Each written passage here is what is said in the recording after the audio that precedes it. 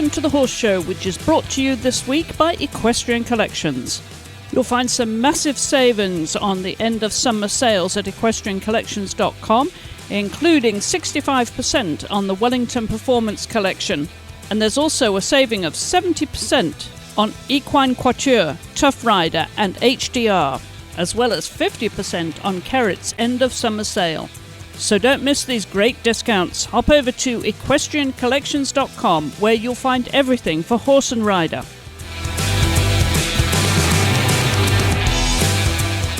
I'm Chris Stafford, and my guest this week is the newly crowned European eventing champion, Germany's Ingrid Klimke.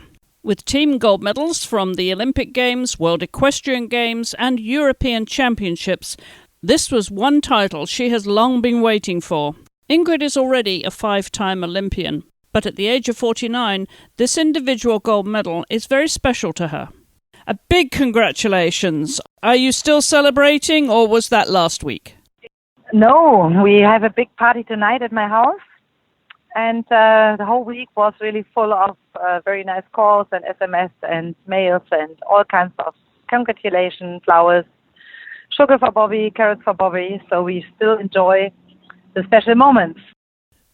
Well, that's wonderful, because this particular medal would mean, I imagine, a great deal to you, because it's the gold medal that has been eluding you. You have all the other colours and you have the golds in the teams for everything else, but this particular championship, that gold medal, is the one I'm sure you've been waiting for.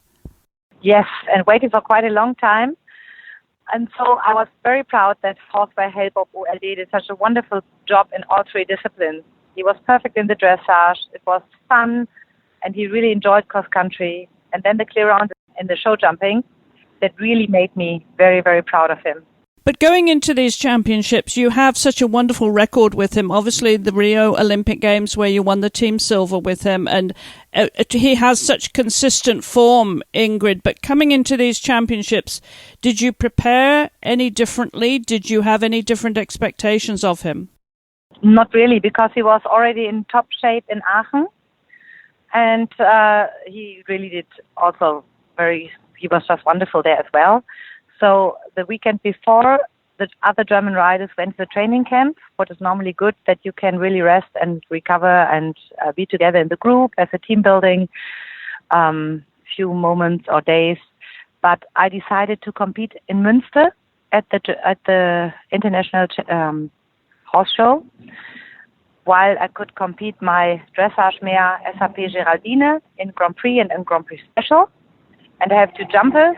One is called Volterra, and my first time in my life I rode the medium tour, where I was the final over 1.50 meters and also a jump off, and she did super rounds every day.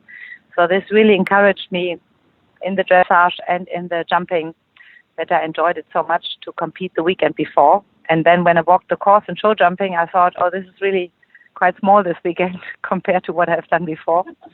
And always Hans Melzer said to me, you have to really focus and concentrate and don't underestimate the course. I said, no, I'm just in a good mood and I really enjoy myself being here. And I know Bobby is fit, so they were all a little bit worried that I would take it too easy, while I said badminton was higher. But I tried to really focus, and I did. Do you feel that there was any more pressure on you now, because you've done so much in your career, and there's always pressure on the German team, it would seem, because of your amazing record, the expectations there. Do you take that on board as an individual rider? This time I already said in Aachen to the in the interview, I said I definitely will go there to win the gold. That's what Hini Romaike did in Hong Kong at the Olympics, where he won individual and team gold. And I said, why not doing the same thing, and just go out and said, my dream is to win the individual gold, and for sure with the team, because always I'm very good team player or really enjoy being selected for the team. But this time I said we have to have more goals. Well, of course, when it came to the show jumping there in Stockholm, you had no margin for error at all. There was not even a fence with Michael breathing down your neck. How did that affect your performance? Because I know he was a German rider, but it was you that wanted the individual gold this time. I knew before that he will for sure ride a clear round because that's what he always does. But sometimes he also can have a rail, but this time with a whole big applause, I knew that he will for sure, or that he has done it when I entered the ring and the big applause was there and he was smiling and his father was clapping. So I knew this is now definitely time for a very good focus. Very disappointing for Bettina, and that maybe affected the team. Did you feel that when you were going cross-country? I was very sad for Bettina, honestly, because she did a wonderful dressage. Couldn't be better. And I think she was also ready to deserve to have a very good performance and to be in the top because she's a lovely rider and she did so well. But unfortunately, she was really unlucky and it didn't win. So I really felt sorry for her. And then the bad luck with Julia, while she slipped, was our other team rider. The rest of her round was amazing, and she did a super job. But this slippy ground in the beginning just gave her this stupid run out, what can also happen to everybody of us. So it was a little bit tough on the cross-country day with lots of pressure and lots of not-so-good pictures where we knew now we have to really go for it, what I did. But I must say, first of all, there's Chris Bartle, who trained me, and I said I really thank him a lot because for the last 17 years he trained me and I learned so much from him. And my cross-country riding style, he is the one who changed it completely compared to Sydney Olympics, the DVD. And so this is a big thank to him, and I think he really deserved it because the Brits were just the best, and this is our sport. 3 disciplines, and all 3 disciplines count together, and they all did lovely cross-country rides, super show jumping. So I think they earned the medal. They really fought for it. They deserved it. So and Chris as well. Always in the sport, the best has to win, and they were better. Well, it's interesting you mentioned Chris Bartle then, because that was going to be my next question, because, of course, he trained you for so long, and now he trains the Brits, and in their first major competition, they beat the Germans. So there was that a moment of, ouch. I mean, I know you were wishing them well, but that must have been bittersweet in a way, because I know how fond you are of Chris. Yes, that's why I was very, very, very sad, I must say, and disappointed and sad and really to miss him. But on the other hand, I didn't miss him because if I have any question or if I need him, then he's there. So he's always there for me. I know that. And Hans Melzer, our trainer, they work together in the team so well. And Hans is also brilliant. I must say, Hans does a wonderful job for the whole team. Doing it now alone. And we had the luck that Andrew Nicholson came to walk the course, and we have a really great supporting team in the whole German team for the physio, for the vet, for the blacksmith, for everything is just very well balanced that the riders can really focus on the ride. Well, let's talk about Hail Bobble Bobby, because you have an amazing partnership with him now. Is he coming to the very best of his career, Ingrid, at 13? Would you say now he is as good as ever he has been, or do you think there is more? I mean, last year he was under 30 in the dressage of Wiesbaden. 2 years ago he won pole. I would just say that he is in an amazing form, or he's an amazing horse, and he's very, very economic.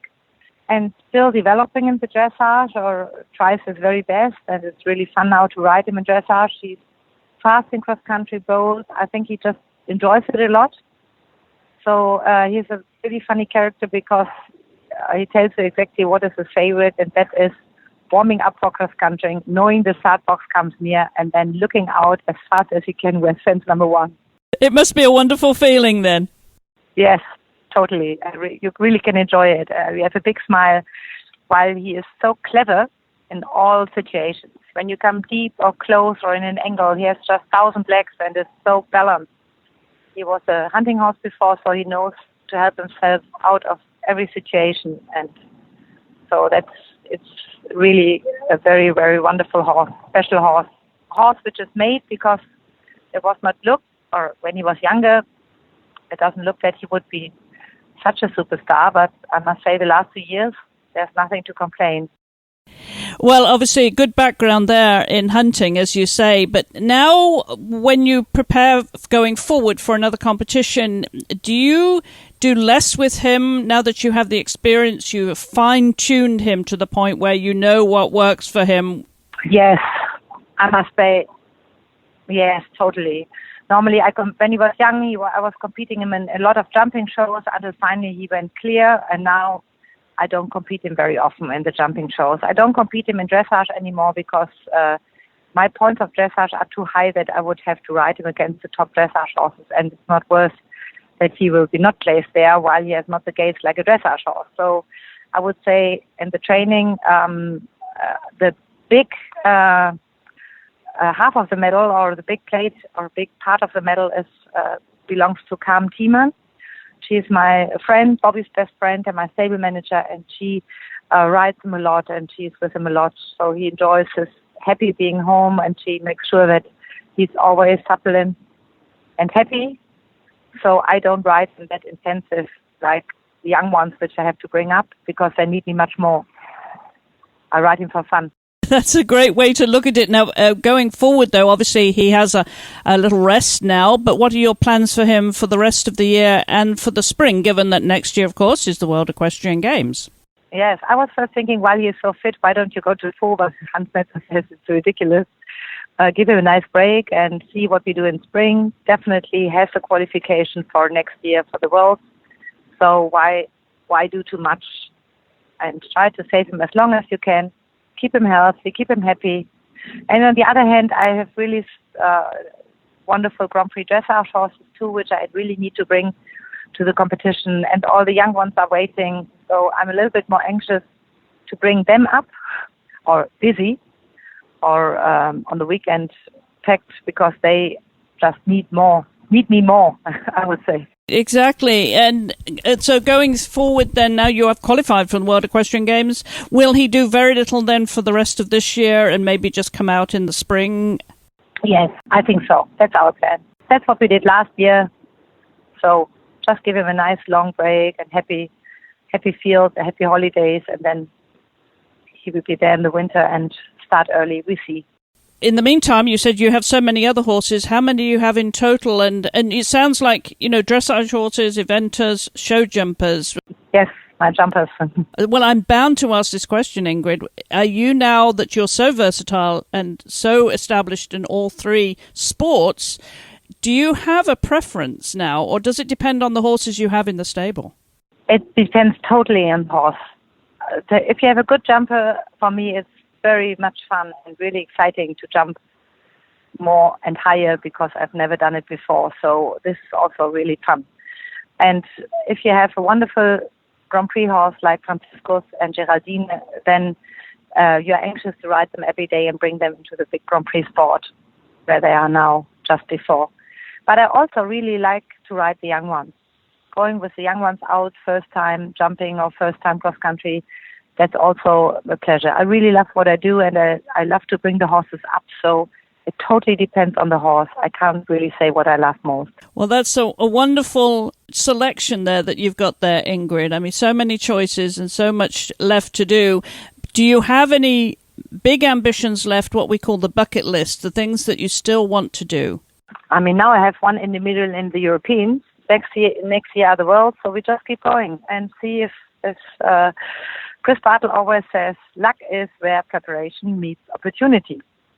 And so we just see if I have another opportunity, or most important is that we stay all healthy and the horses stay healthy, I stay healthy, and then I think we just keep going and see what comes.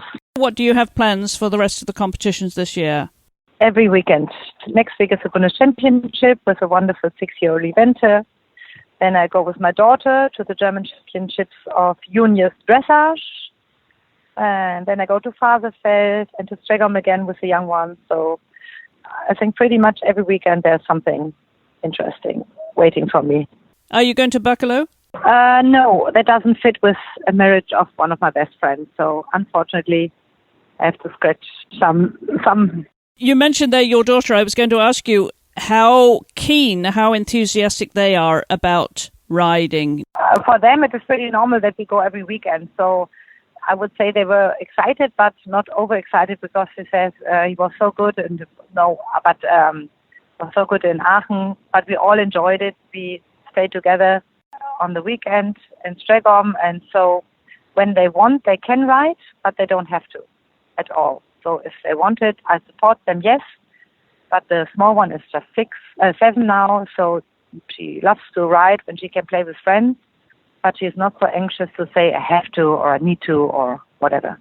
But at 15, her sister is probably getting a little bit more idea about what she wants to do. Yes, that's true. I mean, she was at the German Championship of the Juniors this year, first time with riding her first CCI 1-star, and ended up 8th, so she did a good job. And she will go to the German Championships of the Juniors in dressage with a just 6-year-old mare, which is quite young for what they have to do, but the two really enjoy each other, and it went well in the qualification, so now she's nominated. We will go just to get there some experience, but so she also likes to ride. She enjoys it a lot. Well, it sounds as if the Klimke family tradition is going to continue then with your daughters. It looks like. If they want, for sure. If not, I keep going. No, I anyway keep going. Well, Ingrid, thank you very much indeed for taking the time to come on the program, and a huge congratulations. I know it means a lot to you to win that individual gold. Yes, that's for sure. Very welcome.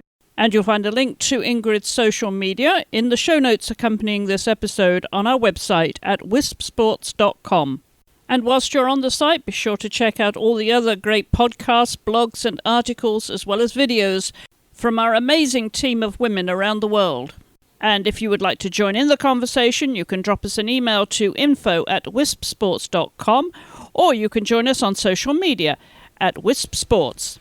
And the next time you're in the iTunes podcast store downloading the latest episode, do leave us a review. We'd love to hear what you think about the shows. Whilst you're on the website, be sure to sign up for our monthly newsletter for a chance to win a prize. Until the next time, thank you for listening.